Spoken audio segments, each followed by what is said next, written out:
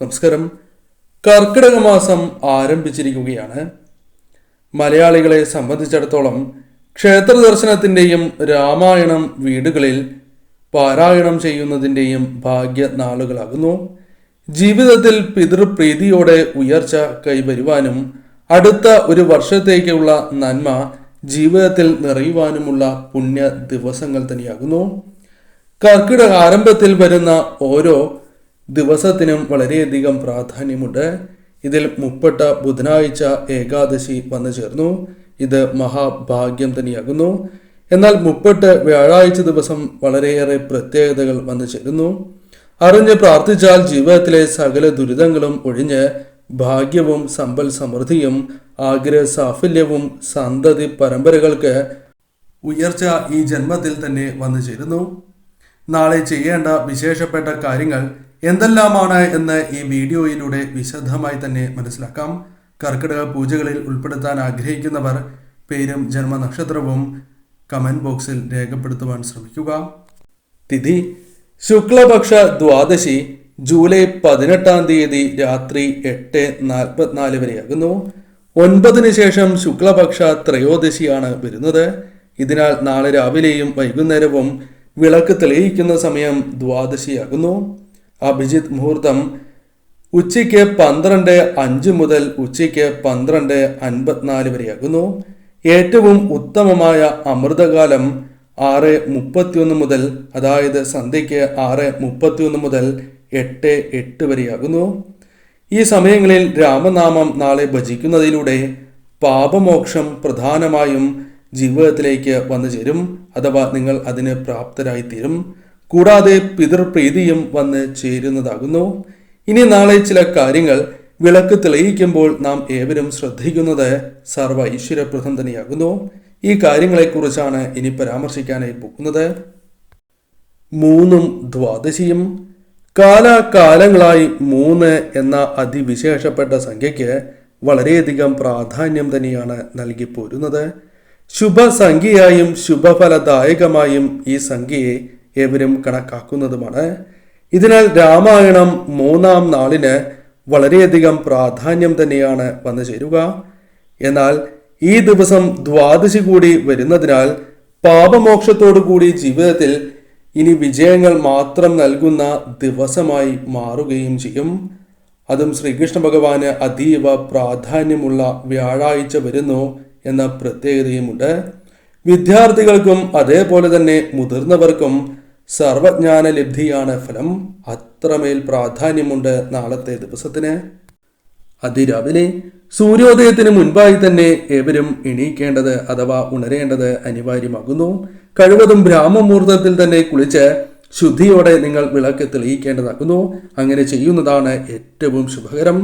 സുമംഗലികളാണ് എങ്കിൽ ദശപുഷ്പം ചൂടി നെറ്റിയിൽ സിന്ദൂരം ചാർത്തി പൊട്ട്, കൺമഷി എന്നിവ നാളെ നിർബന്ധമായും അണിയേണ്ടതാകുന്നു. ശേഷം വിളക്ക് തെളിയിക്കുമ്പോൾ ശ്രീകൃഷ്ണ ചിത്രത്തിന് മുൻപിൽ വിളക്ക് തെളിയിക്കുന്നത് ഉത്തമം തന്നെയാകുന്നു. ചില വസ്തുക്കൾ നാളെ സമർപ്പിക്കുന്നത് ഏറ്റവും ശുഭകരമാണ്. അതിൽ ആദ്യത്തേത് തുളസിയാകുന്നു. 3 തുളസി ഇലകളാണ് നാളെ സമർപ്പിക്കേണ്ടത്. ആ കാര്യം പ്രത്യേകം ഓർക്കുക. കൂടാതെ മഞ്ഞ പുഷ്പമാണ് എങ്കിൽ അത് 3 സമർപ്പിക്കുക. അതേപോലെ തന്നെ നെയ് നാളെ ഭഗവാന് സമർപ്പിക്കുന്നത് ഏറ്റവും ശുഭകരമാണ്. ബുദ്ധി വൈഭവത്തിനും ബുദ്ധി തെളിയുവാനും ഏകാഗ്രത നാൾക്ക് നാൾ വർദ്ധിക്കുവാനും സർവ്വ ഐശ്വര്യപ്രദം. അതേപോലെ തന്നെ നാളെ പാൽ സമർപ്പിക്കുന്നത് ഏറ്റവും ശുഭകരമാണ്.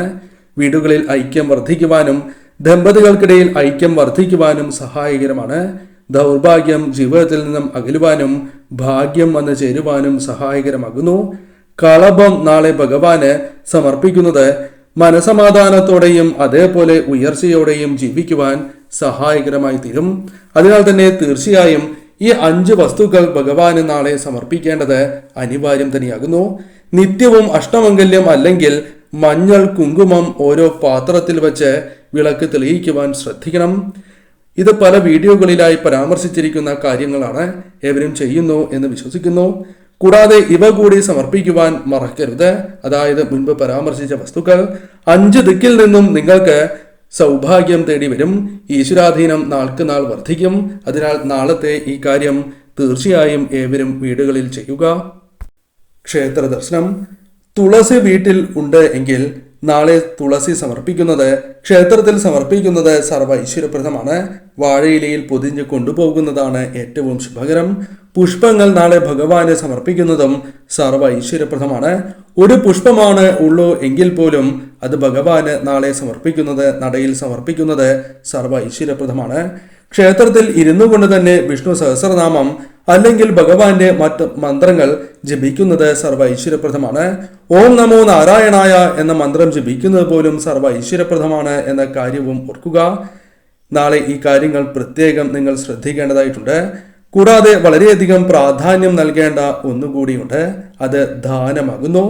നാളെ നിങ്ങൾ ഏതൊരു വസ്തു ദാനം ചെയ്താലും അത് നിങ്ങൾക്ക് ഇരട്ടി ഫലം നൽകുന്ന കാര്യമായി മാറും. ഇപ്രകാരം നിങ്ങൾ ദാനം നൽകുന്നതിലൂടെ ഇപ്പോൾ നിങ്ങൾ അനുഭവിക്കുന്ന പല പ്രശ്നങ്ങൾക്കും പരിഹാരം വന്നെത്തും എന്ന കാര്യവും ഓർക്കുക. ദ്വാദശി പണം നൽകുന്നത് പോലെ ക്ഷേത്ര ദർശന വേളയിൽ ക്ഷേത്ര ഭണ്ഡാരത്തിൽ അഥവാ അന്നദാനത്തിനായി പണം നൽകുന്നതും ശുഭകരമാണ്.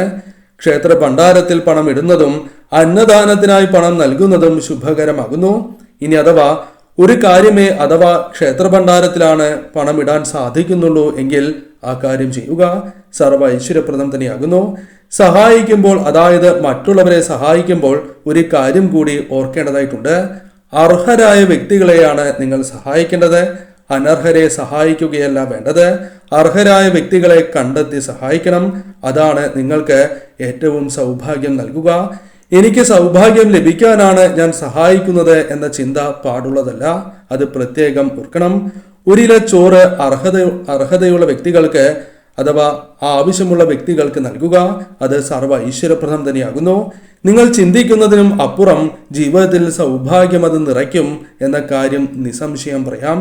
ഉറപ്പായും ഭഗവാന്റെയും ഭഗവതിയുടെയും അനുഗ്രഹം നിങ്ങളുടെ ജീവിതത്തിൽ നിറയും, അഥവാ നിങ്ങളുടെ വീടുകളിൽ സർവ്വ ഐശ്വര്യങ്ങൾ നിറയുവാൻ സഹായകരമാണ് എന്ന കാര്യം ഓർക്കുക. ഭാഗ്യത്തിന് മേൽ ഭാഗ്യം കൊണ്ടുവരികയും തീർച്ചയായും നിങ്ങളുടെ ജീവിതത്തിൽ ഉയർച്ച വന്ന് ചേരുകയും ചെയ്യും.